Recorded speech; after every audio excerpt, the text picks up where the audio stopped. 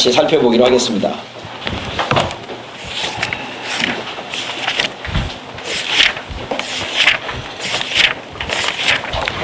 자, 사쪽으로 한번 가볼까요?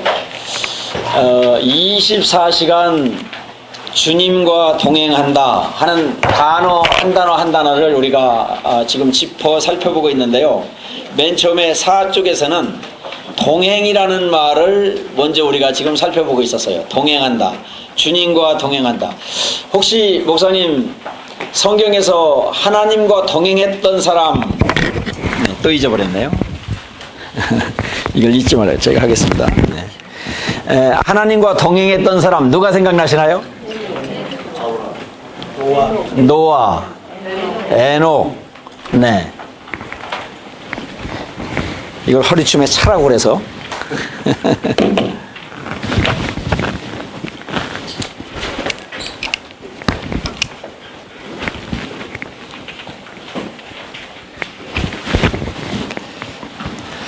그 창세기 5장에 보면 에녹이 하나님과 동행하더니 그런 성경 생각나시죠? 또 가만히 계신 것 좀 봐. 생각 안 나시는 것처럼. 그런데 히브리서 11장은 그런 믿음의 영웅들을 쭉 기록해 놨었잖아요. 그 히브리서 11장에서 에녹에 대한 이야기를 어떻게 하고 있느냐면 15절에 보면 에녹이 죽음을 보지 않고 하나님 앞에 데려감을 당했어요. 그랬죠? 그런데 그 다음 성경 구절이 이는 하고 하시는 말씀이 그가 하나님을 기쁘시게 하는 삶을 살았기 때문이다. 여러분 한번 잘 생각해 보실래요? 하나님과 동행한 것을 가리켜서 성경이 뭐라고 말하느냐면 하나님을 기쁘시게 해드리는 삶이라고 했어요. 하나님과 동행하는 삶. 하나님이 기뻐하셨다는 거예요. 하나님과 기뻐하시는 삶이라고 하는 거예요. 지난주에 우리가 하나님이 나와 함께 계신다고 하는 부분을 이제 동행한다고 하는 말에서 첫 번째로 살펴보았고, 6쪽으로 한번 가보겠습니다. 주님이 내 안에 거하셔서 지금 나와 함께 계시면, 이제 우리에게 정말 중요한 부분이 있습니다. 둘째, 그 이제 밑줄을 그어놔서 여러분이 쓰셨으리라고 보여지는데, 하나님이 나를 어떻게 하시는 삶을 살아야 합니까? 주장하시는 삶이에요. 하나님이 나를 다스리시는 삶이에요. 하나님이 나를 통치하실 수 있어야 돼요. 그러니까 나의 주인이 예수님이셔야 돼요. 주님. 그러니까. 그런데 이 부분에 있어서 우리가 자아라고 그러잖아요. 강한 자아. 우리 목회자들이 가장 안 되고 있는 부분이라고 그렇게 지금 얘기들 하고 있어요. 잘 안 되고 있다는 거예요. 우리처럼 주님을 위해서 목숨을 바친 우리 사이에 동질 그룹이 없는데, 목사님들만큼 하나님 앞에 목숨 바친 사람이 어디 있어요? 없잖아요. 그런데 이렇게 목회 연륜이 오래가고 시간이 길어지다 보니까 주님과 나와의 관계가, 예수님이 목사님의 인생의 주님이셔야 하는데 이 부분이 자꾸 이렇게 안 되고 있다는 거죠. 혹시 여러분 목회가 잘 되고, 이런 용어가 조금 어색하지만 굉장한 성공을 이루었고 꿈을 성취했고 그렇게 갈수록 목사님들에게는 위기가 있다는 거예요. 그 위기가 뭘까요? 주님이 나의 주인이 아니에요. 우리가 자칫하면 우리 교회 안에서 여러분이 다 당회장이고 하니까 막 교황처럼 목회하시는 분도 있을 수가 있고요. 내 마음대로 휘두르는 분이 많이 있을 수가 있다는 거예요. 특별히 교회 안에 이렇게 잘못 양육된 평신도 리더들, 장로님을 잘못 세우면 자꾸 이렇게 오냐 하고 잘한다 하고, 이제 그런 것도 필요하지만, 그렇게 장로님을 잘못 세우면, 저희가 개척을 하고 한 10년쯤 되고 보니까요, 저희 교회에 이 좋은 시설은 한 분이 다 해놓으셨더라고요.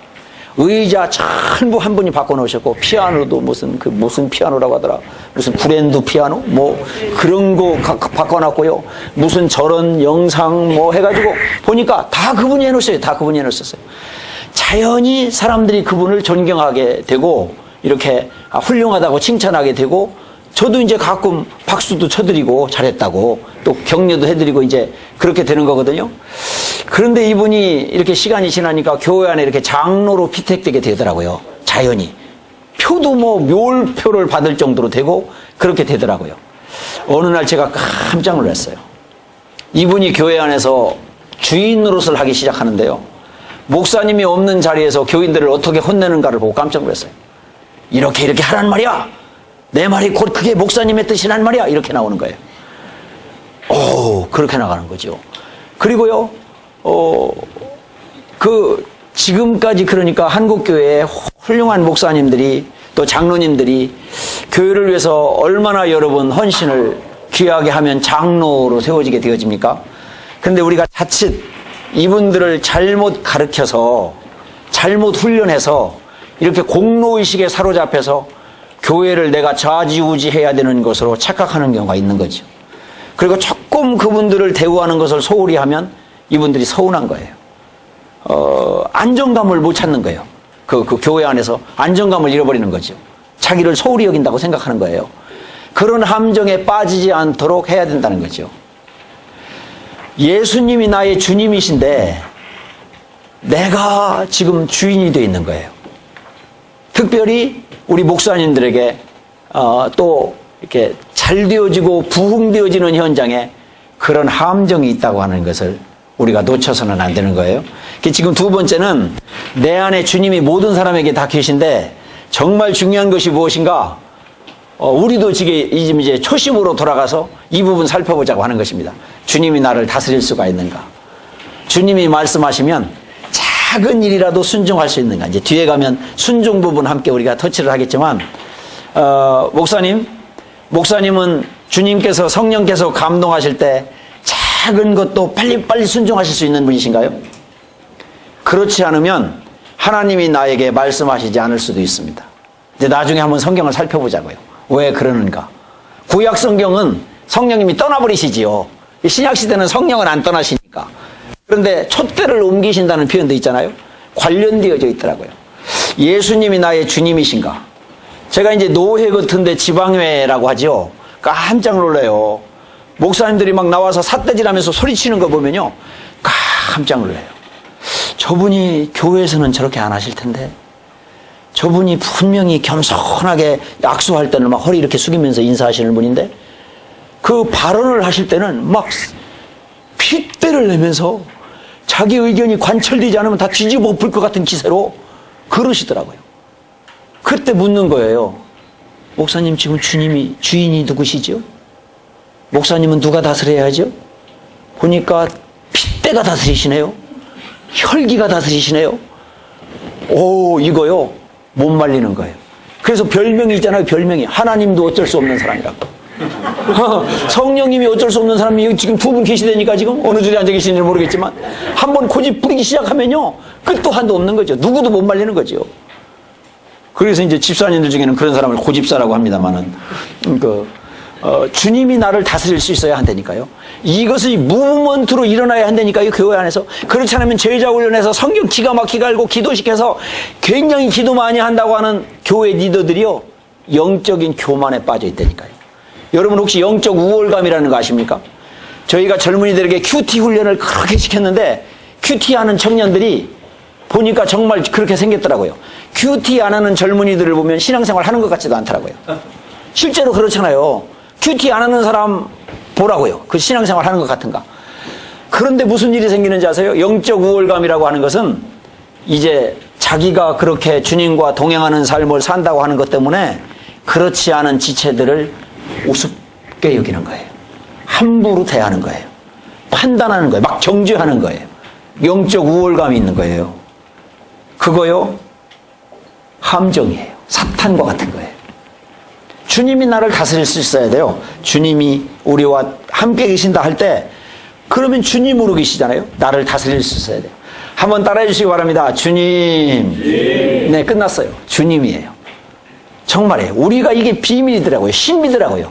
우리에게는 이런 말이 있더라고요. 우리에게 이런 관계가 있더라고요. 주님. 혹시 뭐 억울한 일, 뭐 혹시 어려운 일, 고난, 역경 뭐 이런 거 있을 수 있거든요. 여러분, 우리가 주님 그러잖아요. 이게 신비더라고요. 비밀이더라고요. 나에게 예수님이 계시더라고요. 그런데 목사님들이 지금 그 신앙의 기초 같은 이 부분에서 이 부분 한 성령님께서 다시 집계하시는 이유가 있을 거예요. 자칫 우리가 목사가 아니라 교황으로 변해진다니까요. 교회 안에서 그냥 우리의 이 권위라고 하는 것을 이용해서요, 예수님을 이렇게 대신해서 물론 주님의 대행자지만 그렇게 우리가 내 안에서 주인 노릇을 할 가능성이 많다니까요. 주님이 나를 다스리셔야 돼요. 통치하셔야 돼요. 그 나중에 이제 성령 충만, 지난주에 잠깐 언급했잖아요. 여러분, 성령 충만을 가르쳐 주실 때 성령님이 우리를 다스리시는 거예요. 성령님과의 관계라고 하는 부분을 이제 보셨어요. 세 번째, 7쪽으로 넘어가면 이제 우리가 일으키려고 하는 무브먼트가 이것입니다. 여러분에게 이제 그 실행 지침서라고 하는 것을 만들어서 다음 주에 함께 어떻게 구체적으로 24시간을 주님과 동행하는가 하는 부분을 점검할 수 있도록 그 핸드북을 드리게 될 거예요. 그리고 이것은 뭐 교회 안에서 이런 무브먼트에 참여하는 우리 교우들에게 함께 점검할 수 있도록 목사님들이 그런 코칭을 하셔야 될 것 같아요. 이 부분을 그냥 제가 쓰는 용어지만 간단하게 넘어가실 것이 아니라 여러분 어떻게 보면 정말 우리가 정신을 바짝 차려야 된다니까요. 그냥 우리 세상에 있는 프로 스포츠 리더들도요, 감독이나 무슨 코치들도요, 가능성 있는 선수를 만나면 세계적인 스타로 만들어 놓는다니까요. 목사님이 10년, 20년을 목회했는데 교회 위에 평신도 리더들을 제대로 세우지 않고 목회하시는 분이 허다지대니까요. 장로까지 피택해서 세워놨는데 그 장로들이 뭐라 그래요? 존경받고 있나요, 정말? 정말 신앙의 본이 되나요? 예배의 본이 되던가요?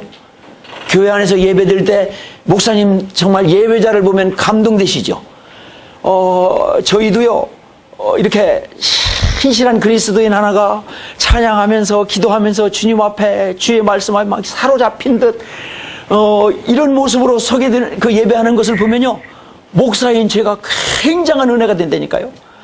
그런데 대부분 이제 뭐 무슨 노회, 지방회 뭐 이렇게 그 목회자 아니면 장로님들 모여 있는 자리에 이렇게 가보면 찬양하자고 하면 찬양 안 한다니까요. 기도 시간에 여러분 뭐 마음이 다른 곳에 있다니까요. 목사님들 다 아시잖아요. 이렇게 표정 보면 다 아시잖아요. 설교요? 대부분 안 들으신다니까요. 우리 예배 회복을 위해서 지난주부터 자꾸 제가 부르짖고 있지 않습니까? 예배가 회복되어져야 한다. 왜 이 네트워크에 오면 예배를 드리자고 할까요? 정말 우리가 먼저 하나님 앞에 예배자로 되어야 되지 않을까요? 그것은 예배 현장부터. 그리고 삶으로 드리는 예배를 그 다음에 말해야 되지 않을까요? 그렇다고 하면 이제 우리는 주님의 다스림을 받고 사는 삶인데, 이것이 하루에 몇 시간이나 깨어서 주님과 동행하느냐는 거예요. 몇 시간이나. 이것은 이제 하나님의 그 인식이다. 하나님이 내게 함께 계신 것을 내가 깨어서 인식한다. 뭐 그런 표현도 사용하지만, 우리가 하루 24시간 동안에 주님이 나와 함께 계신다고 하는 이 실제 속에서 몇 시간을 보낼 수 있느냐는 거예요. 제가 그 교재에도 써놨습니다만은, 처음에 저는요, 보니까 한 1시간 정도. 왜냐하면 새벽 기도 나와서 기도하는 시간은 분명히 주님과 함께 하는 시간이니까. 또, 그 다음에는 한 2시간 정도? 성경 읽는 시간도 있으니까. 그리고는 찬송하는 시간, 뭐 예배하는 시간. 이렇게 2-3시간 24시간 중에 주님과 함께 하는 것을 경험할 수가 있겠더라고요. 점점 그 하나님의 임재에 대한 의식을 깨워서 훈련해 가니까 5시간, 6시간. 그런데요, 성경의 인물들을 보고 제가 깜짝 놀랐어요. 성경을 읽다 보니까 성경의 우리 삶에 굉장한 메시지를 주고 있는 성경의 인물들은 주님과 24시간을 동행한 사람들이었어요. 호흡을 하는데 잠자는 때도 호흡을 하는 것처럼 주님 모시고 사는 삶에 대한 이 생활이 24시간 그렇게 살아요. 다니엘 같은 경우를 예를 들어보면 기회가 많아요. 기회가. 그래서 타협할 수 있고요, 문 닫아놓고도 기도할 수 있고, 그런데 동창문을 열어놓고 사자굴에 갈 것을 다 알면서도 어인의 도장이 찍혀 있는데도 주님과 동행하는 삶을 도무지 타협하지를 않아요. 사자굴에 가는데도. 그의 세 친구 풀무불 속에 들어간 사드락 메삭 아벳느고 그 이야기를 한번 상상해 보세요. 요셉의 이야기, 다니엘 이야기, 다윗 이야기, 엘리야, 무슨 이사야, 예레미야, 바울, 성경의 사람들. 바울을 감옥 속에 집어넣었더니 밤새 찬송하고 춤을 춰요. 얼마나 기뻐하는지 몰라요. 여러분 코바디스라고 하는 영화 보셨잖아요. 베드로가 막 감옥에서 찬양을 하고 노래를 하니까 네로 황제가 하는 대사가 있어요. 또 노래한다. 이해가 안 간다는 거야. 밤새 때리고 고난하고 고문을 했는데 어떻게 노래를 하느냐는 거야. 그 고난 속에서. 저놈이 좀 덜 아파서 그런가 보다. 더 때려야 된다. 더 고통을 줘라. 더 맞았는데도 또 노래하는 거야. 그 다음 날 가보면. 그 찬양하고 기뻐하는 삶. 감옥 속에서도, 그 최고의 역경 속에서도. 여러분, 주님과 동행하는 삶의 비밀이지 않나요? 아멘. 그것이 24시간 가능하다는 거예요. 하나님의 나라가 우리 가운데 임했다는 거죠. 옆 사람 슬쩍 쳐다보시기 바랍니다. 하나님의 나라가 임하신 표정을 지으시면서 한번 봐주시기 바라요. 제가 오늘 순서지 안에 조그만 그림을 하나 넣었어요. 금일 일정표라고 해서, 이것이 이제, 뭐라고 합니까? 수레바퀴 예화 많이 보셨을 거예요. 그 두란노에서 옛날에 1:1 교육 받으신 분들은 배의 키 있죠? 이제 그것이 이제 이 수레바퀴 예화에서 이제 그대로 옮겨온 것인데, 그런 그림 모양이 비슷한 것을 하나 뒀어요. 여기 이제 원래 여러분이 받으신 그 교재 앞 표지에 보면 그림이 있죠. 그 신비한 손이 이끄시는 수레. 이제 이런 명칭을 이제 그렇게 붙여보기도 하는데요. 두 개의 바퀴를 그려놨어요. 오리엔테이션 시간에 잠깐 얘기를 했는데 이 두 개의 바퀴는 지금 네트워크가 여러분 교회에 돌아가셔서 일으켜야 할 신앙운동을 거기 그려놓고 있는 거예요. 두 가지예요. 바퀴가 두 거예요. 그 첫 번째가 24시간 주님과 동행하는 운동이에요. 여러분은 이제 몇 주 후에 운동을 일으키는 법이라고 하는 강의를 들으시게 될 거예요.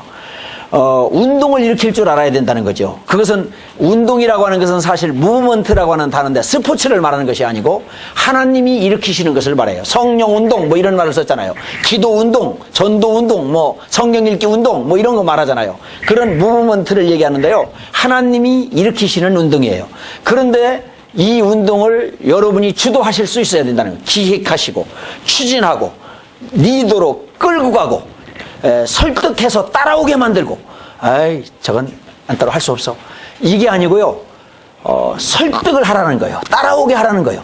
그리고 기도를 동원시키라는 거예요. 기도로 하나 되게 만들어라는 거예요. 이런 운동을 일으키는 영적 운동 일으키는 법이라고 하는 강의를 들으시게 될 거예요. 그러면 첫 번째, 우리가 지금 교회 안에 돌아가서 여러분의 교회에 벌떼같이 무브먼트가 하나 일어나게 하려고 하는데 그게 뭐냐면 24시간을 주님과 동행하는 삶이라고 하는 현장 속에 우리 교회를 집어넣자고 하는 거예요. 그런데 이제 몇 주 후 강의 또 하나가 기다리고 있습니다만은 앞서 행함이라고 하는 거예요. 앞서 행함. 이 내용은 뭐냐면, 목사님, 우리가 설교를 하고 강의를 하고 여러분 교인들에게 성경 공부 가르치잖아요. 그런데요, 내가 살아보지 않은 것을 말하지 말자는 얘기예요. 여기에는 물론 이론이 있어요. 왜냐하면 설교나 목사님의 티칭은 자기가 그렇게 살지 못해도 교인들을 그렇게 가르쳐야 돼요. 왜죠? 성경 말씀이니까. 혹시 여러분이 전도하는 것을 하루에 매일 이렇게 실행하지 않으시는 분이 계시다 할지라도 교인들에게 전도하라고 해야 돼요. 가르쳐야 돼요. 왜죠? 성경이 그렇게 말씀하시죠. 우리는 내 삶을 가르치는 것이 아니고 성경을 가르치는 사람이에요. 그래서 성경 말씀이 그렇게 말했으면 가르쳐야 돼. 부모에게 효도하라. 혹시 철학 없는 불효자식이라 할지라도, 목사님이 그러실 리야 없지만, 근데 저는 제가 봐도 제가 불효자식 같아요. 그래서 한때 효도라고 하는 설교를 못했었어요. 저희 어머니가 돌아가셨는데요, 제가 그때 청년들 데리고 산에서 수련회 하고 있었어요. 제가 강사였었어요. 목사 안수 받기 전에 일했어요. 어머니 돌아가셨다고 부고가 왔어요. 부고가. 교회에서 누가 차를 가지고 산에까지 올라왔어요. 가야 되잖아요. 수련회 내일 모레 맞춰요. 오늘 아침에 어머니 돌아가셨어요. 못 갔어요. 발인식에서 참석했어요. 동네 어른들이요, 저를 보더니 막 몽둥이를 들으려고 하더라고요. 저런 호로 자식, 우리 동네는 호로라는 말을 안 써요. 시골이기 때문에. 후레 자식 그래요. 못 알아들어도 할 수 없어요. 그러면서 막 저를 노려보고 있는 거예요. 아버님 돌아가셨을 때도 마찬가지였었어요. 방학 동안에 거의 집에를 가보지를 못했어요. 불효 자식이더라고요. 그래서 제가 청년들에게 효도라는 말을 못 가르쳤었어요. 효도하라. 못했었어요. 그런데 성경을 보니까요, 내가 못해도 가르쳐야겠더라고요. 왜냐하면 성경이 그렇게 말씀하고 있으니까.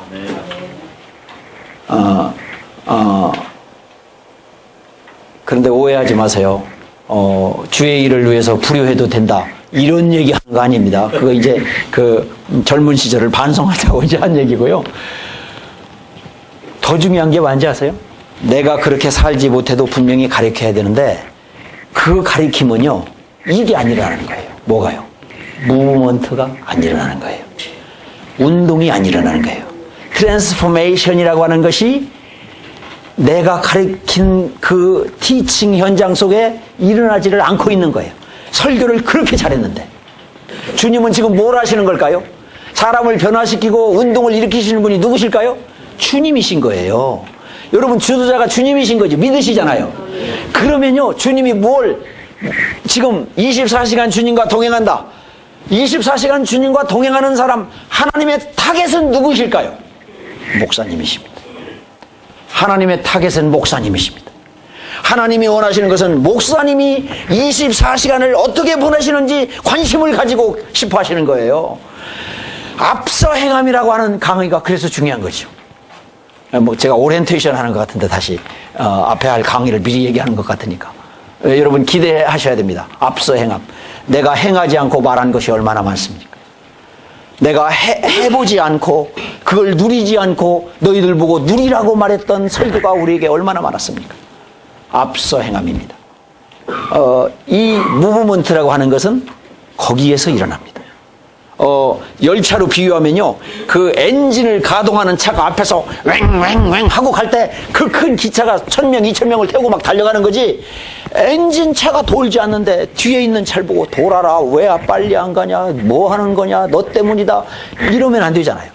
제가 젊었을 때 목회 이거 막 이렇게 어렵고 그럴 때요, 맨 장로 때문에 안 되는 것 같더라고요. 조 장로는 저래서 안 되고 이 장로는 이래서 문제고, 전부 그게 문제더라고요. 주님의 타겟은 저였어요. 고난 가운데서도요, 하나님의 타겟은 나예요. 나를 다루고 싶어 하셔요. 여러분을 예수님 닮게 하고 싶어 하셔요. 여러분을 막 자유하는 사람 만들고 싶어 하셔요. 주님과 24시간을 동행한다고 하는 것은 율법적으로 보면 매우 불편할 거예요. 주님이 항상 내게 되 계시 보세요. 얼마나 불편하겠어요? 은혜와 사랑 가운데서 막 춤을 출 일이에요. 얼마나 감사한 일이에요. 자유하겠어요? 예수님의 은혜 가운데 있을 때 말이죠. 율법이 아니면 주님의 은혜 가운데 있을 때. 그러면 주님과 24시간 동행하는 삶은요, 상상할 수도 없는 감격이에요. 어떤 사람이 그런 책을 썼더라고요. 내 인생이 황홀하다고. 그분이 사모님이신데요, 정말 움직이는 종합병원이에요. 온 몸을 쓸 수 없는 건강을 상실한 분이에요. 하루에 소망이 없는 분이에요. 그런데 자기의 인생을 황홀하다고 했어요. 황홀이라는 말 우리가 잘 안 쓰잖아요. 너무도 감동스럽다 이 말이죠. 예수님 때문에. 성경에 나오는 인물들이 그런 인물들이었어요. 24시간 주님과 동행하는 삶이라고 그랬어요. 이 부분이 이제 저 자동차 바퀴를 얘기하는데 가운데 축이 있어요. 축. 저 구원이라고 하는 글씨를 쓴 그 바퀴와 바퀴를 끼어 있는 부분을 용어는 뭐라고 하는지는 모르겠어요. 저걸 다 설명하지는 않고 이제 나중에 양육반 인도할 때 제가 이제 설명을 하게 될 거예요. 그 축은, 중심축은 예수 그리스도예요. 그래서 신앙의 중심은 그리스도 중심이라고 하잖아요. 한번 하겠습니다. 그리스도 중심. 목사님도 목회를 그리스도 중심의 목회가 있고요, 목사님 개인 중심의 목회가 있다니까요. 여러분 이거 정말 분별을 해야 된다니까요. 그 영적 분별력이라고 하는 것이 있다니까요. 자, 그리스도 중심입니다. 한번 해보겠어요. 그리스도 중심. 24시간 주님과 동행한다고 하는 수레바퀴가 온전히 굴러가기 위해서는 중심이 분명해야 되는 거야. 누구 중심이냐 이거야. 누구 중심이냐. 내가 섬기는 교회가 이게 누구 중심이냐는 거지. 물론 당회장이 담임 목사님이시지. 그런데 여러분, 담임 목사님, 당회장님이 그 교회의 중심으로 계시지 말고 주님이 교회의 중심이 되시기를 소원합니다. 이 네트워크가 저는 무슨 뭐 네트워크의 직위가 뭐냐, 이름을 뭘로 짓느냐, 뭐 명찰에다가 뭐라고 썼느냐, 뭐 이런 거 자꾸 묻던데, 주님이 우리의 중심이 되셨으면 좋겠어요. 한번 해요. 주님 중심. 교인들에게 이거 가르치지 못하면, 제가 첫날 말했는가요? 여러분, 성공한 뒤에는 어떻게 사시겠습니까? 역경 가운데는 주님 신뢰하는 사람 꽤 많은데, 순경 가운데 실패하는 사람, 주님 신뢰하는 거 실패하는 사람이 너무도 많다는 거예요. 그래서 그게 다윗과 사울의 차이점인 거예요. 다윗은요, 잘 되고 잘 돼도요, 하나님이 더 높이시는데도요, 더 주님 신뢰하는 거예요. 이것을 십수년 동안 엔게디 골짜기에서 배우는 거예요. 사울은요, 조그마한 나귀 타고 하루에 한 바퀴 돌 만한 조그마한 이스라엘 팔레스타인 지방, 그게 사울이 다스리던 땅이잖아요. 그런데 왕이 된 뒤에 하나님 필요 없는 거예요. 자기가 선지자 노릇하는 거예요. 여러분, 목사님들 가운데도 하나님 필요 없이 목회하시는 분 너무너무 많다니까. 너무 잘하신다니까, 목회도. 교인들도요, 돈만 많으면 뭐 예수님 필요 없다니까요. 세계 여행 한번 해보면요, 이놈의 세상은 돈만 있으면 살만하더구만. 다 그렇게 된다니까요. 그러니까 성공한 후에 주님 신뢰할 수 있느냐는 거예요. 옆 사람 쳐다보고 웃으시면서, 부흥 이후에도 주님 신뢰할 수 있겠죠? 시작. 그리스도 중심이라는 것입니다. 그리스도 중심의 삶은 구원입니다. 이것을 이제 양육반에서 설명을 할 텐데, 뭐 구원 설명 못 하시는 목사님 어디 있겠는가요? 그런데요, 우리가 지금 새로운 각도를 가지고 성경으로 돌아가야 한다, 막 이런 심정을 가지고 우리가 지금 이 부분을 교인들 바로 가리키자, 막 이렇게 나오는 건데, 목사님, 죽은 후에 천국 가지요, 분명히. 그렇죠? 그래서 거기에 과거에 우리 선배들이 초점을 많이 맞췄지요. 문제가 하나 있었어요. 구원이 죽은 후에 하나님의 나라 가서 이루어진다고 초점을 맞춰놓으니까 틀린 건 아닙니다. 맞았어요. 그게 본질이에요. 그런데 거기에 초점을 맞추니까 뭐가 빠져 있어요? 구원받은 삶이 빠져 있어요. 천국 가기 이전에 지금 삶은 구원 속에 있지를 않아요.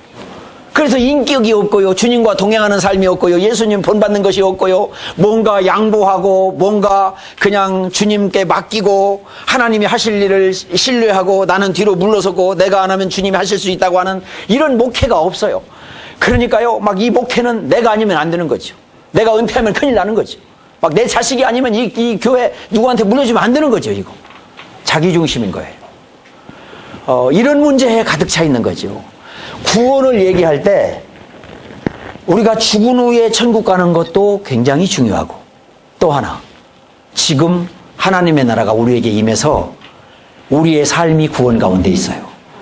구원의 확신은 지금 여러분 하나님의 나라를 누리면서 사는 삶이어야 돼요. 자, 그래서 저희가 양육 교재를 다시 썼다니까요. 옛날에 있는 책을 다 집어치웠다니까요. 오늘 밤 죽으면 내일 아침 천국에서 깨어날 확신이 있습니까? 좋아요. 맞는 말이에요. 그런데 그 구원 속에 지금 삶으로 구원받은 삶을 구원을 누리는가? 이 기쁨 주님 주신 것, 기쁨을 누리고 있는가? 구원을 하나님의 나라가 내게 임했는가? 그러면 나의 가족과 함께 가정에서 하나님의 나라를 누리고 있는가? 가까운 사람이 나를 통해서 하나님의 나라를 즐거워하는가? 막 목사님 가까운 사람들이 그 목사님 비리를 알잖아요. 싫어하잖아요. 옆에 사람에게 한번 인사하겠습니다. 목사님은 가까운 사람이 좋아하시게 생겼습니다. 시작. 왜냐하면 하나님의 나라가 있기 때문에. 구원의 확신입니다. 지금 그 바퀴에 이제 자전거 말하는 바퀴를 낀 살인데, 저건 이제 뭐라고 해야 되는지를 모르겠어요. 그 이제 핵심 축입니다. 축 핵심, 저걸 이제 그 바퀴와 타이어를 잇는 부분인데요. 양육에서는 14가지 주제를 다루었어요.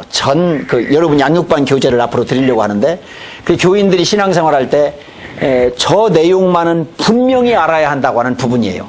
전도해놓고 목사님들이 지금 아까 그 코칭이 안 된다고 하는 트레이너로 이렇게 스타를 발굴하지 못하는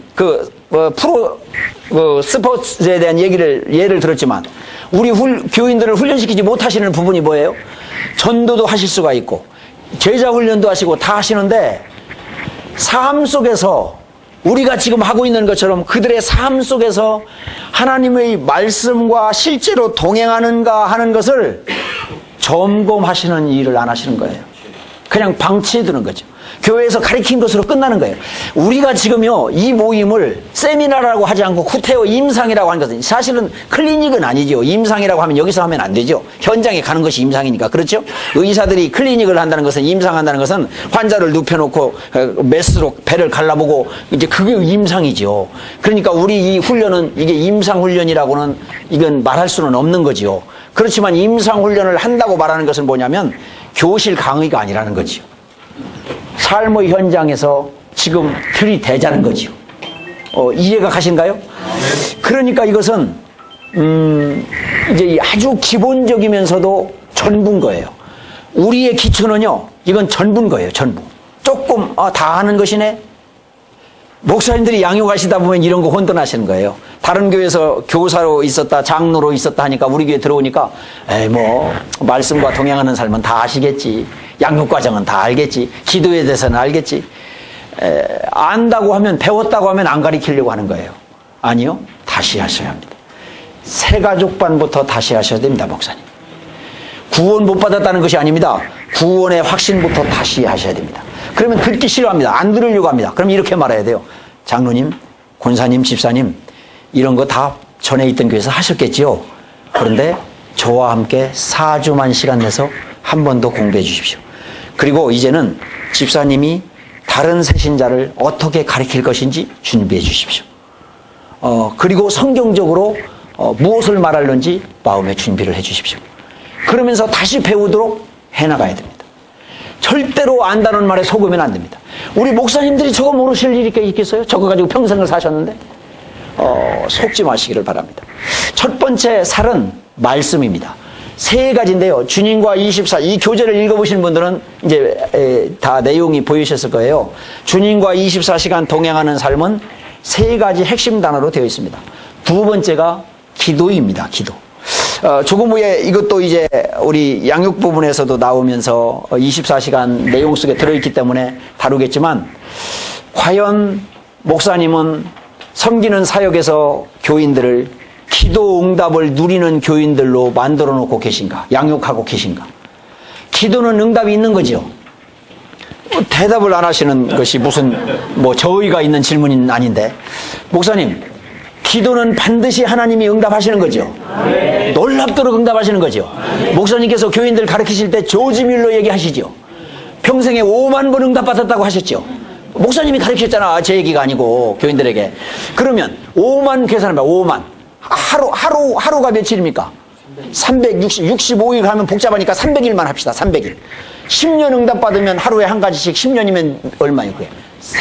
300일인데 10년이면? 그러니까 하루 1년이 300일이야. 하루에 한 가지씩이야. 그러면 10년을 받았어. 3천만이야. 100년을 받으면 3만. 조지 뮬러가 5만 번의 응답을 받았대요. 하루에 한 가지 기도. 여러분 오늘 여기 모여서 내 목회에 이 장벽이 무너졌으면 이것만 응답되었으면 좋겠다. 그 가장 중요한 기도 제목 다 있으시죠? 그런 거 아니라도 있죠, 여하튼. 그거 오늘 응답받았다고 생각해 보세요. 보통 사건이 아니잖아요, 이게. 그런데 5만 가지 기도 응답이라고 하면, 조지 뮬러 얘기해보면 100년 동안 받아도 3만 가지인데 5만 가지. 이게 무슨 얘기인지 지금 이제 우리가 그 감을 지금 잡자는 얘기예요. 우리가 그 얘기를 교인들에게 가르치고 있어요. 그 저희 교회에서 그 전에 새벽 기도할 때, 새벽 기도의 주제가 뭐냐면 조지 뮬러 따라잡기. 이 조지 뮬러는 발음을 조심해야 됩니다. 무슨 잘못하면 물러가 되고요. 그 앞에 또 조지는 더 이상하고요. 그 발음이 참 조심스러워야 돼요. 그 뮬러 따라잡기. 기도 응답이 있다는 거죠.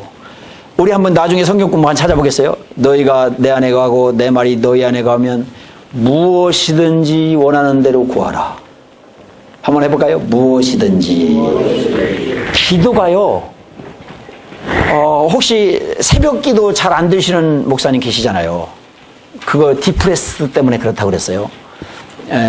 그거요, 상처로 인해서 넘어진, 이제 그런 문제 있다고 그랬어요.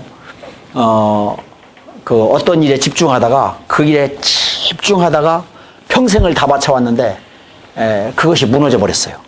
그때 오는 그 공허 상태가 있어요. 공허 상태. 그런 탈진 상태에서 헤어나기가 그렇게 쉽지가 않아요. 그런데 지금 개척교회가 어렵다, 목회가 안 된다고 하는 얘기 속에 목사님들의 탈진이 제1번이에요. 문제의 원인. 그리고 우리가 한번 수련회 준비해보자는 거예요. 막 모여서 쉬고 먹고 자고 춤추고 기뻐하고 회개하고 울고 대굴대굴 구르고 이 탈진에서 자유하는 그 치유와 회복에 한번 그 집회를 한번 구상해보자는 거예요. 지금 이 탈진이 문제거든요. 그런데 여러분, 우리의 그 목회 현장에 이처럼 힘겨워하는 부분들 때문에 목사님들이 지금 이 특권 중에 특권인 기도의 특권을 누리지 못하고 계실 뿐만 아니라 성도들에게 가르치지 않고 있을 뿐만 아니라 이게 무슨 프로그래머가 돼가지고 저놈의 작전기도 좀 빨리 끝났으면 좋겠다. 교인들이 그렇게 생각하고 있고요. 요새 사순절 그러니까 막 고난주간 죽으려고 그럽니다. 이놈의 고난주간이 빨리 끝나야 부활주일이 와야 살겠다 말이지. 막 새벽 기도 가기가 얼마나 어려워야지. 기도가 그게 아니거든요. 너무너무 좋은 거거든요. 그렇죠? 뭐 찬송을 내 기도하는 그 시간, 이곳이 다른 곳하고 조금 차이점이 있어요. 목사님들이 모여서 그러겠죠 아마. 제가 다른 곳에 가서 이렇게 찬양을 하면요 대부분 따라 하더라고요. 대부분. 그런데 이 목사님들은 가만 들고 계신 거예요. 이렇게 가만 하시면서. 그 다음 가사는 뭐예요? 내게는 가장 즐겁다. 진짜? 옆 사람 쳐다보면서 그때가 가장 즐겁다. 아멘? 이거잖아요.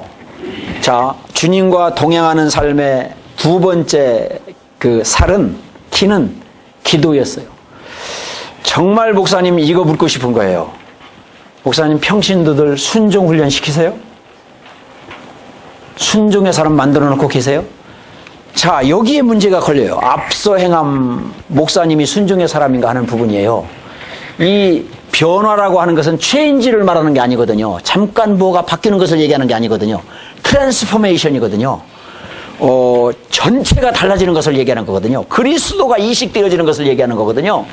그러면 여러분, 예수님이 우리에게 보여주신 삶은 너희 안에 이 마음을 보라 곧 그리스도 예수의 마음이니 하면서 아버지의 뜻을 순종하기 위해서 십자가를 지시고 자기 몸을 죽으시고까지 빌립보서 2장 5절 이하를 여러분이 쫙 이해하시잖아요.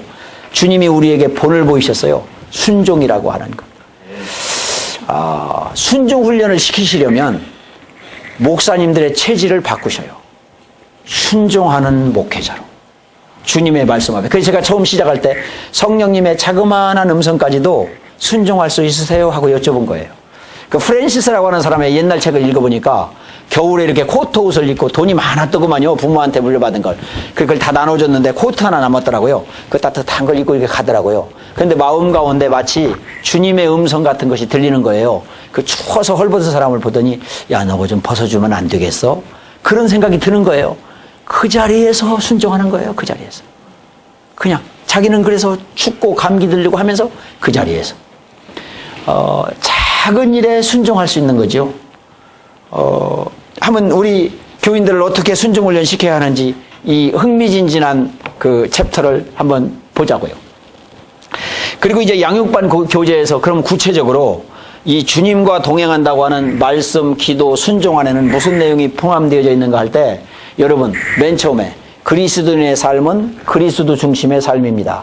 그리스도 중심의 삶을 살기 위해서는 하나님 중심이잖아요. 하나님을 잘 알아야 합니다.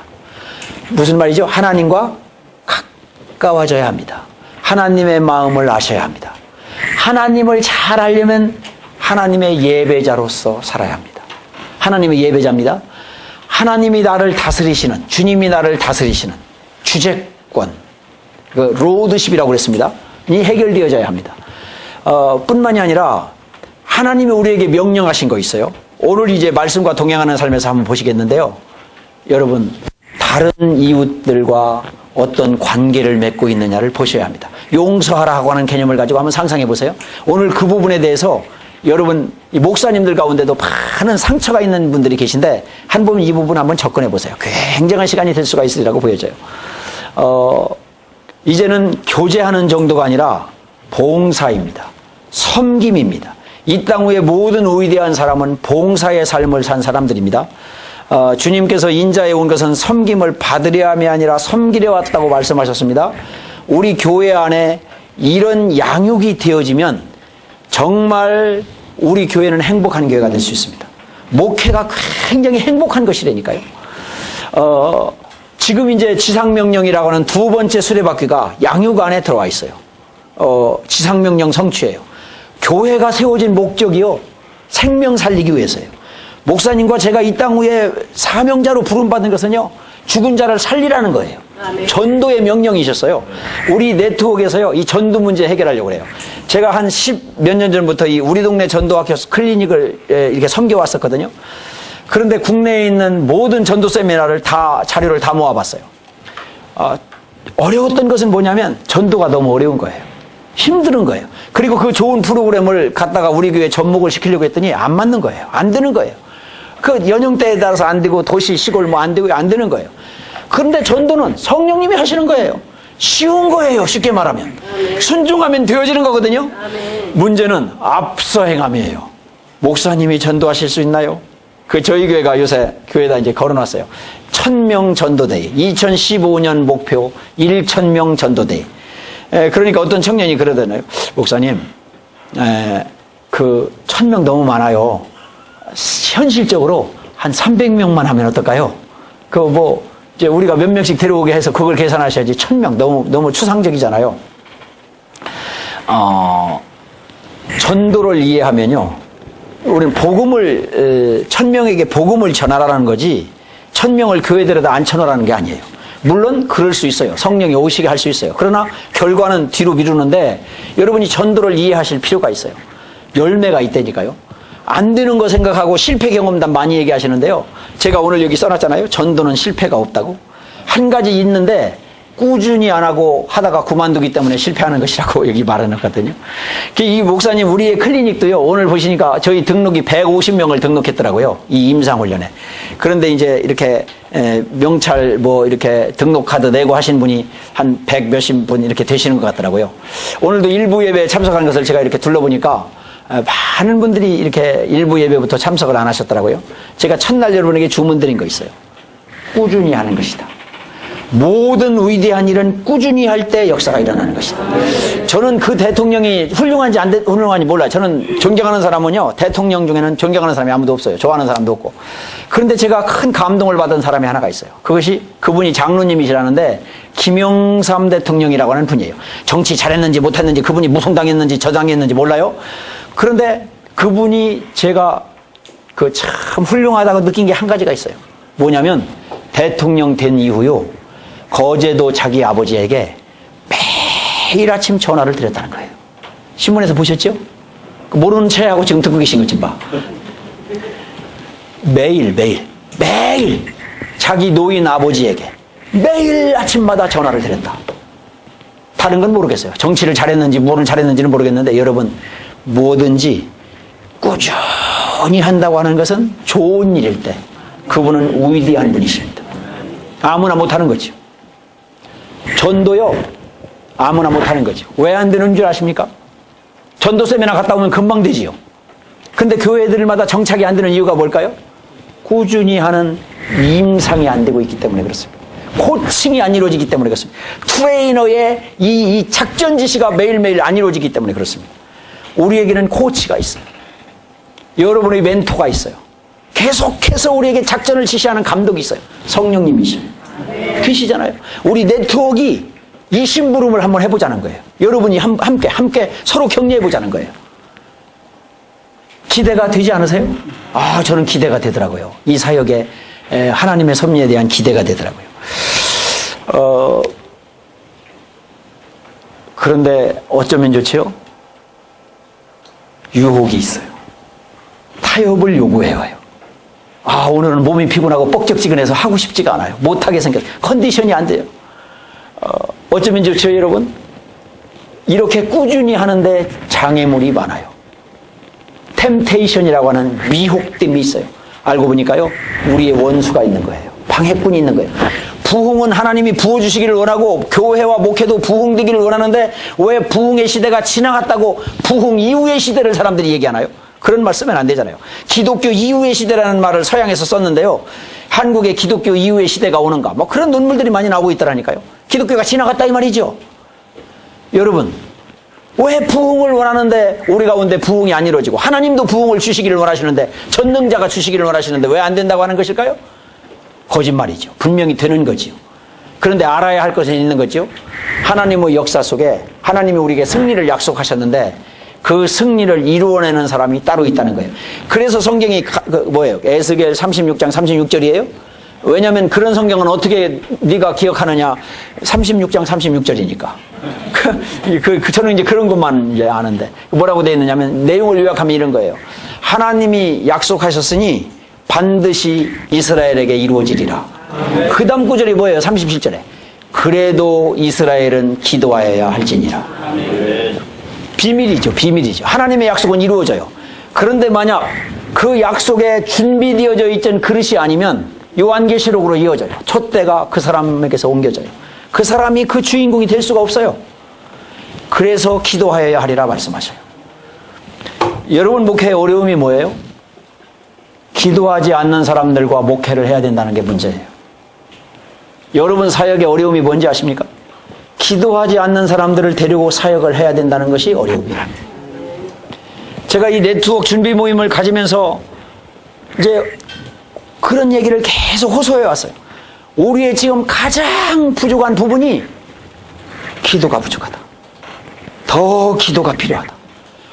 이런 편지를 쓸 때마다 여러분 더 많은 기도가 필요합니다. 인터넷에 올릴 때마다 한국교회 부흥 네트워크에 더 많은 기도가 필요합니다. 네트워크를 위해서 기도해달라는 얘기가 아니고 기도가 필요합니다.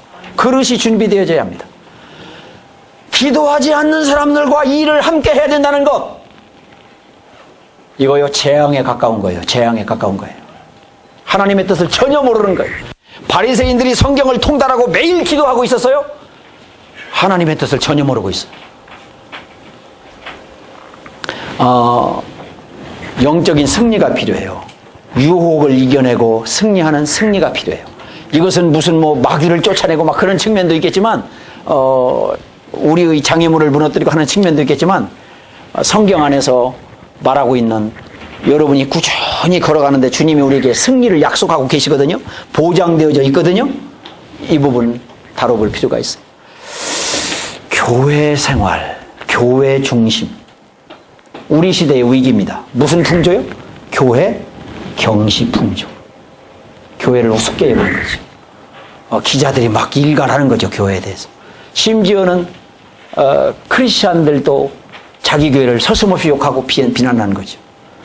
하나 제안하겠어요, 목사님. 오늘 강의 시간 뭐 이렇게 통해서 하나 제안하겠어요. 교회 비판하는 얘기요, 오늘부로 멈춰주세요. 제안하는 것입니다. 뭐 목사 하시려면 뭐 어쩔 수 없는 거, 몰래 하시는 거 어떻게 하겠습니까? 교회 비판하는 얘기를 오늘부로 중단해 주세요. 교회 경시 풍조가 일어나기 시작합니다. 지금 이미 세상으로부터 우스꽝스러운 집단으로 교회의 공동체가 그렇게 취급받고 있어요. 교회에 대한 경외감이 있지 않습니까? 초대교회 사람들은 박해도 받았지만 거기에 뭣도 받았어요? 칭송을 함께 받았어요. 칭송. 박해만 받은 게 아니에요. 그 사람들을 우리가 핍박했지만 사는 것을 보니까 하나님이 살아계시더라. 부인할 수 없는 살아계신 하나님의 임재를 보고 그들이 크리스찬들을 칭송했다고 했어요. 교회의 경시 풍조. 교회를 교회되게. 교회가 회복되어야 될 줄 믿습니다. 교회의 부흥이 일어나게 될 줄 믿습니다. 네. 우리는 누구입니까? 주인이 아니면 누구입니까? 주님께 맡은 자입니다. 놀랍게도요, 이 청지기는 잠깐 보고하는 사람이 아닙니다. 에덴 동산 얘기를 보니까 우리가 이제 그런 원리들을 함께 공부해 나갈 텐데, 에덴의 왕이 하나님이신데 아담에게 위임하셔요. 내가 다 하라고. 아담이 누구냐면 하나님의 대행자예요. 우리 목사님 하나님의 대행자셔요. 여러분이 가르치시잖아요. 우리가 창세기 1장 26절, 27절, 28절을 하나님의 형상이라고 말하지 않았어요? 여러분 가르치셨죠? 하나님을 닮았어요. 하나님의 대행자예요. 주님의 사랑의 파트너 아니겠어요? 청지기는요, 주인은 아닌데 소유권은 주님께 있는데, 소유권은 주님께 있어요. 통치권을 가진 자예요. 다스리고 있어요. 다스리고 있어요. 물질도 다스릴 수 있고요. 나의 시간도 다스려 주님 앞에 바칠 수가 있고요. 세상에 있는 물질을 다스려서 주님 앞에 빼앗아다 바칠 수가 있고요. 옛날 어떤 서울시장이 서울시를 거룩한 도시가 되게 해서 하나님 앞에 바친다고 했다가 막 언론에 욕먹었다면서요. 그분이 훌륭한 시장이었는지는 모르겠지만, 정치적으로는 모르겠지만 나는 그 말은 멋있다고 생각합니다. 예수 믿는 시장이 시를 싹 바쳐야지 하나님께. 뭐 바칠 수도 없지만 멋있잖아요. 정치는 모르겠어요, 어떻게 했는지는. 우리가 여러분 하나님 아버지 앞에 우리의 교회를, 부흥된 우리의 교회를 바치는 청지기들이라는 거예요. 교인들에게 가르쳐야 할 마지막 주제가 있어요. 성령 충만이에요. 내용 속에는 믿음이라 할지 뭐 이런 내용들이 빠져있네, 이제 여러분이 그렇게 생각하실 수 있어요. 그러나 이 내용을 다루다 보면 이제 14가지인데 우리 양육 과정에서 대부분 이제 들어있어요.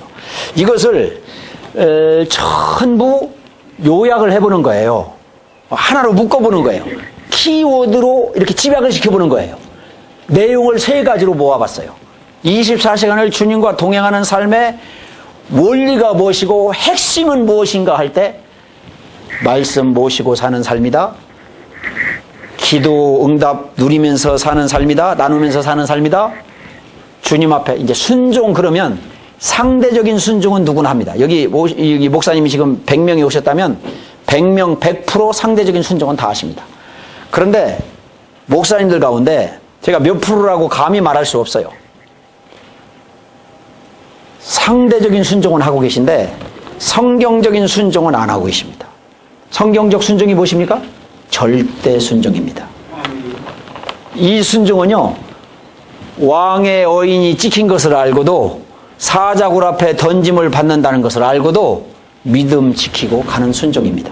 상황과 형편이 안 됩니다. 목사님, 지금 저희 교회가 형편이 안 됩니다. 상황이 안 됩니다. 그럴 수 있는 처지가 못 됩니다. 내 지식이나 이론이나 나의 그 경험에 도저히 할 수 없습니다. 아브라함아, 내 아들을 모리아산에 바쳐봐라. 이런 것은 상식에도 없고 내가 인간적으로 할 수 있는 것이 아닙니다. 그런데 아침 일찍 일어나 사흘길을 걸어가는 거예요. 이걸 절대 순종이라고 하는 거예요. 상대 순종은 우리 교인들도 다 해요. 장로님들 다 하십니다, 여러분. 하겠다는 거예요. 순종 안 하겠다고 버티는 사람은 없어요. 염소 새끼처럼. 염소 새끼인가 염소 강아지인가. 도시에서만 살아봐서 모르시지. 지금 미소를 짓는 분은 조금 아시는 거야. 시골에서 우리하고 비슷한 거야, 저하고 분위기가. 염소가요, 풀을 이렇게 뜯기 위해서 끌고 가잖아요. 저를 위해서 가는데 안 가는 거야. 무슨 다리입니까? 이거 뻗다리. 앞다리로 막 버티는 거예요. 저도 고집이 있지. 나도 시골 사람인데 끌잖아. 그럼 막 목이 찔 같으면서 막 발바닥이 막 땅에서 긁히는데도, 그리고 고집을 피우는 거예요. 제가 어릴 적에 염소를 길러봐서요, 염소 1화가 염소 시리즈가 있다니까요. 염소 시리즈. 학교에서 한번 돌아왔어요. 그 어린 시절에 시골에서 학교 다니잖아요. 죄송합니다만 저는 국민학교를 졸업을 못했어요. 그 시골이니까 국민학교, 초등학교를 졸업을 못했다. 참, 초등학교를. 국민학교를 졸업했구나. 초등학교를 못 나오고. 그 시골에서 이제 갔다 오면 이 산에다가 이렇게 나무가 있잖아. 밑에다 안 보이시죠? 이거 걷어버려야 되는데. 이게 풀밭이잖아, 여기. 낙서했다는 안 되네.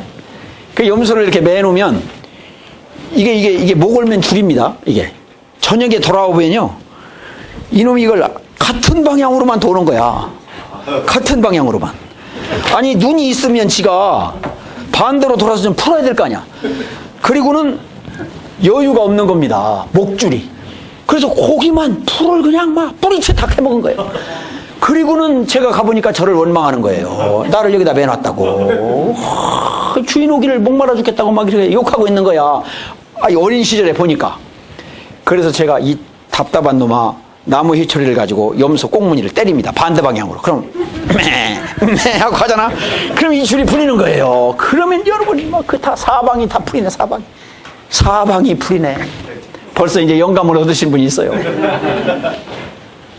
보세요. 우리가 지금 주님이 주신 은혜의 풀밭이 이렇게 큰데 뭐 나를 메우는 이 목줄 때문에 목사님들이 지금 꽉 메여 있는 거 보면 제가 어릴 적에 기른 염소가 꼭 나 같기도 하고 여기 오신 목사님 두 분 같기도 하고 그런 심정이 있는 거예요. 이거요 풀으세요. 반대 방향으로. 복음이 열려 있어요. 주님이 벌써요 다 해놓으셨어요. 믿음의 세계라는 것은 안 되는 걸 되게 하고 없는 것을 있게 하고 아브라함이 창세기 4장 17절에서 그러잖아요. 죽은 자를 살리고 무에서 유를 창조하는 것이요. 그런 하나님을 믿었다고 하잖아요. 그 세계가 있어요. 세 가지로 요약을 해보니까 이제 이 양육에 관한 내용을 정리를 해보니까 순종 생활에 문제가 있어요. 순종 생활. 절대 순종이 안 되는 거예요. 염소를 탓할 게 아니더라고요.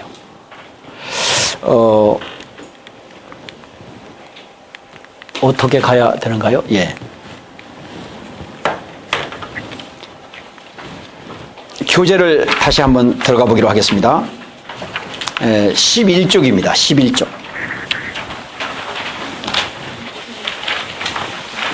11쪽 2강에 대한 서론을 잠깐 말씀드리면서 접근해 보기로 하겠어요. 어떻게 그러면 우리가 24시간을 주님과 동행할까요? 어떻게 동행할까요? 지금 세 가지 키워드를 드렸는데 하나는 이겁니다. 그냥 성경이다, 말씀이다 이렇게 말하기보다는 그러면 상투적인 용어가 되기 쉽거든요. 말씀을 모시고 사는 삶이다. 이렇게 한번 표현해 주세요. 한번 해보세요. 말씀 모시고 사는 삶. 말씀을 모시고 살자는 얘기예요. 여러분 교재에 넣었어요. 제가 우리 신앙에는 몇 가지 문제점이 있어요. 그 첫 번째가요, 매너리즘에 빠져 있다고 하는 거예요. 틀에 박힌 신앙이라고 하는 거예요. 대표적인 인물들이 바리새인인 거예요. 마태복음 23장을 제가 오늘 아침에 큐티를 하다가 그 말씀 앞에 멈춰섰는데요. 바리새인이 이렇더구만요. 하나님의 말씀을 너무너무 잘하는 사람들인데 그들이요 하나님의 말씀을 듣고도 다 알고 있는데도 그 말씀을 자기 삶에 모시고 말씀대로 살려고 하는 삶이 전혀 없더라고요. 그러니까 괴리입니다. 괴리. 말씀을 그렇게 말씀하는데 삶이 말씀과 이어지질 않았어요. 그러니까 그들은 말씀을 굉장히 연구하고 뭐 중요시하고 가르치고 그럽니다. 한 가지, 말씀을 모시지를 않고 살아요. 그래서 제가 그런 표현을 써본 거예요. 왜 말씀을 모신다고 그러는가? 요한복음 1장 1절에 보면 말씀이 육신이 되어 우리 가운데 오셨다고 하니까 말씀이 하나님이시고 예수님이시니까 모신다고 하는 표현이 틀린 말이 아닐 거더라고요. 말씀을 모신다. 그런데 이 매너리즘이라고 하는 신앙은 뭐냐면요, 훤히 알고 너무너무 잘 알고 있는데 우리의 신앙이 뭐예요? 그런 익숙함이라고 하는 것에 빠져 있어요. 새벽기도, 한 장로님이 새벽기도 다녀오셨는데 많이 빠져요. 매일 오시는 분이에요. 그런데 그분이 기도 생활을 안 하고 있어요. 그래서 와서 우리 오늘 사순절에 말이야 교회가 꽉 찼어. 우리 교회가 되는 거야. 기도들 이렇게 많이 해. 이분이 이렇게 좋아하셔요. 장로님이신데 교회를 대표해서. 그런데 본인이 주님 앞에 엎드려서 회개하고 기도하고 주님과 교제하고 하는 시간이 없어요. 그러니까 기도라고 하는 매너리즘에 빠져 있어요. 내가 오늘 새벽에 가서 주님 앞에 뭐라고 기도했고 주님은 나에게 이런 말씀으로 나를 격려하셨고 이렇게 내가 하기로 뜻을 정했고 이런 기도의 내용은 없고 내가 오늘 새벽 교회 가서 기도하고 왔다. 아니 교회 갔다 왔다. 예배도 똑같은 거야. 오늘 주일날 나는 교회 갔다 왔다. 이게 주일 성수다. 매너리즘에 빠져 있는 거예요. 신앙의 첫 번째 함정이에요. 그 내용 속에 등장하는 것은 예배의 위기입니다. 우리의 예배 여러분 어떠십니까? 여러분 우리 네트워크에서 앞으로 예배에 대해서 기도 많이 지원해 주시기 바라요. 예배가 회복되어야 된다고를 자꾸 말씀드리고 하는 이유가 여기 있어요. 예배 시간에 목사님, 예배를 인도하시는 목사님, 하나님의 임재 가운데서 예배드린다고 하는 그 신앙의 실제가 있으시죠? 교인들이 있어야 합니다. 교인들이 예배 가운데 옛날 말로 하나님을 만났다고 감격해야 합니다. 예배를 통해서 하나님의 임재 속에 의식이 깨어 있어야 한다 이 말이죠. 성령님이 운행하신다고 그러는데 그 성령의 터치하심이 주님 날 만드소서 주님의 방법으로 주님이 나를 빚으시고 만드시고 손 쓰시는 하나님의 터치하심을 예배 중에 경험하지 않으면 안 된다니까요. 그런데 오늘 우리의 문제는 예배의 위기라고요. 교회 예배가 승리하지 않기 때문에 생활이 무너지는 거죠. 생활이. 삶이 곧 너의 몸이 하나님이 기뻐하시는 거룩한 제사가 되게 하라. 이것이 너희가 드릴 영적 예배니라. 삶이 몸으로 드리는 삶이 예배한다고 하는데 그 안 되는 이유가 교회에서 드리는 주일 예배가 실패했으니 말이지. 거기서 하나님의 임재가 없으니 어떻게 생활 속에서 되느냐 말이죠. 기도가 그래요. 기도가요. 목사님 그 우찌무라 간주의 신학이 이게 문제거든요. 일본의 그 좋은 신학자인데요. 성자라고도 말하잖아요. 그 내촌감삼 우찌무라 간조라고 하시는 굉장히 탁월하신 분이에요. 그런데 그분의 방향이 좋아요. 그 뭐냐면 삶으로 하자는 거예요. 삶으로. 그 무브먼트가 좋았는데 함정이 있었어요. 기도를 나는 한다. 그런데 교회 가서 엎드려서 기도하는 것만이 기도가 아니다. 나는 돌아다니면서 기도한다. 나는 생활이 곧 기도다. 얼마나 멋집니까? 그런데요, 하루에 엎드려서 주님의 값 밀실에서 골방에서 주님과 교제하는 기도가 깨어있지 않는 사람은 생활 속에 기도한다고 하는 말은 거짓말입니다. 이건 철학입니다. 이건 사상입니다. 사상. 기독교의 믿음은 사상이 아닙니다. 그런 함정, 일본 신앙인들이 그런 영향력 아래에 있어요. 그래서 그들이 도덕적으로 굉장히 삶이 훌륭할 수 있어요. 그런 함정이 있을 수가 있다는 거죠. 예배가 똑같아요. 예배가 생활. 나는 내 몸이 다 예배야. 내 몸을 하나님이 기뻐하시는 거룩한 산제사로 드리고 있어. 훌륭하시긴 훌륭하신데 주일 예배를 승리하셔야 한다는 거죠. 제가 모시고 있던 목사님이 수요일 날 이제 휴가를 가시게 됐어요. 그분이 그렇게 하셔요. 저보고 하는 말이, 유 목사 오늘 수요일 저녁 잘 부탁한다. 그러시면서 거기가 이제 충청도 천안이라고 하는 곳이었었는데, 야 대전쯤에 그 역전에 가까운 우리 교단의 교회가 어디 있는가 좀 한번 인터넷 검색해봐라. 목사님 왜요? 가다가 거기 가서 수요일 예배 드리고 가야지. 차에 열차로 타고 가시다가 대전역에서 내리고 차 시간이 됐으니까 수요 예배 드리고 그리고 휴가 가시겠다는 거예요. 뭐 하나도 감동 안 받으시고. 우리도 다 그렇게 하고 있는 거지 뭐. 그렇지, 그렇긴 그렇지. 근데 참 그분이 그게 괜히 그때 그냥 한 말이 아니에요. 주님 앞에 예배자로서의 사는 삶이 뭐라고 해야 됩니까? 그렇게 주 앞에 드려져 있어요. 드려져 있어요. 우리 시대에 지금 막 교회 부흥 얘기하고 목사님들 막 이렇게 모여서 훈련한다, 세미나 한다 막 이런 얘기 하지만 시급한 과제가 우리의 예배 회복에 있어요. 그래서 제가 생각해 봤어요. 이 임상에서 우리 화요 모임에서 예배를 시작할 때 드리지 말고 끝에 드려볼까? 끝날 때? 그러지 말고 그 세미나 중간에 해볼까? 강의 중간에? 1교시, 2교시 중간에? 별 생각을 다 해봤어요. 예배를 정말 하나님 앞에 드릴 수 있는 예배자는 될 수 없을까요? 우리가 부흥을 위해서 기도하는 목사로서 예배의 위기가 오늘 교회가 능력을 잃어버린 이유라고 하면 진단이 바로 된 거 아닐까요? 예배의 위기에 있어요. 세 번째는 신앙의 피상성이라는 거예요. 이 피상성은 겉도는 거지요. 여러분 수박 먹잖아요. 그런데 여름날 수박 갖다가 겉만 핥고 좋다. 그리고 속을 먹지 않는 사람 없잖아요. 그런데 신앙생활은요. 여기 이런 그림을 보면 다 아는 얘기야. 그래서 훤하지요. 다 됐다는 거야. 피상성입니다. 성령 충만, 그럼 성령 충만해야지. 피상성이에요. 무엇인가 깊이 들어가지를 못하고 있어요. 아침부터 저녁까지 사역에 바쁘고 설교에 지쳐있고 막 하루 종일 교인들 만났고 이렇게 사역을 했는데 목사님 저녁이 되어지면 무엇인가 안정감이 없고 차분함이 없고 내적인 채워짐이 없고 예수로 가득함이 없고 자유함이 부족하고 갈증이 오고 무슨 뭐 서운하고 섭섭하고 뭐 허탈하고요. 텅 비어 있고요. 지금 우리가 사역에 몰두하다가 나의 생명이 되시는 그리스도로 충만하게 채워지는 삶에 빠져 있어요.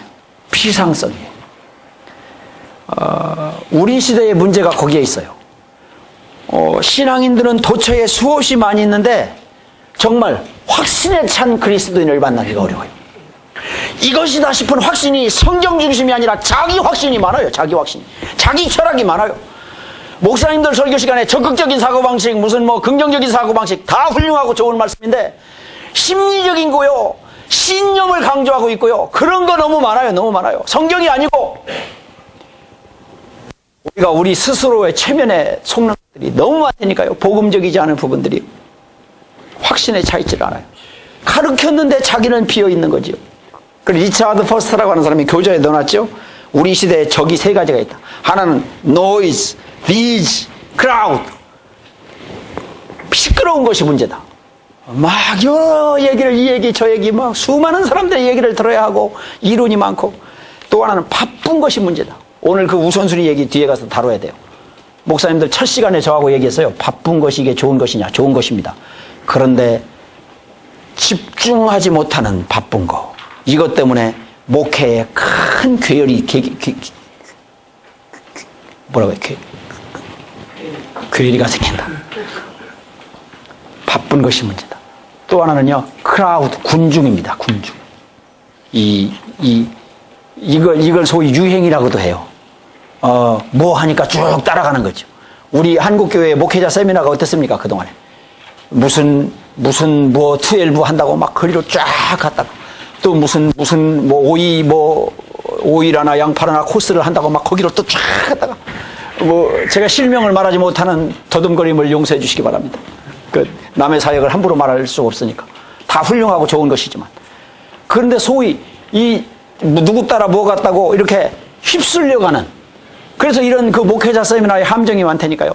가면 금방 목회될 것 같거든요. 너무너무 매뉴얼이 좋고 다양한 게 많거든요. 막 새롭거든요. 돌아가셔서 당장 목사님 교회 프로그램을 바꿔버린다니까요. 야, 우리 교회 오늘부터 이거다. 막 구역 예배는 셀이라고 해라. 막 바꾼 거야. 그것이 뭐 구역이나 셀이나 그거지. 바꿨다고 뭐가 달라지나요? 그 구역장을 셀장이라고 해라. 셀장이라고 쓰는지 무슨 뭔 장이란지 교인들이 조금 이렇게 조금 이제 지낼만 하면 또 다른 데 갔다 오셔가지고, 아니다, 두 날개다. 용서하세요. 그 두 날개 제가 잘못 표현을 했네요. 그 사역이 나쁘다는 게 아니에요. 갔다 오시면 바뀌는 거예요. 제 친구가 그런 분이 있어요. 3년에 한 번씩 교회를 바꾸는 거예요. 막 교인들이 정신이 없는 거죠. 세미나만 가면 뭐가 되리라고 생각을 하는 거예요. 그런데 여러분 보세요.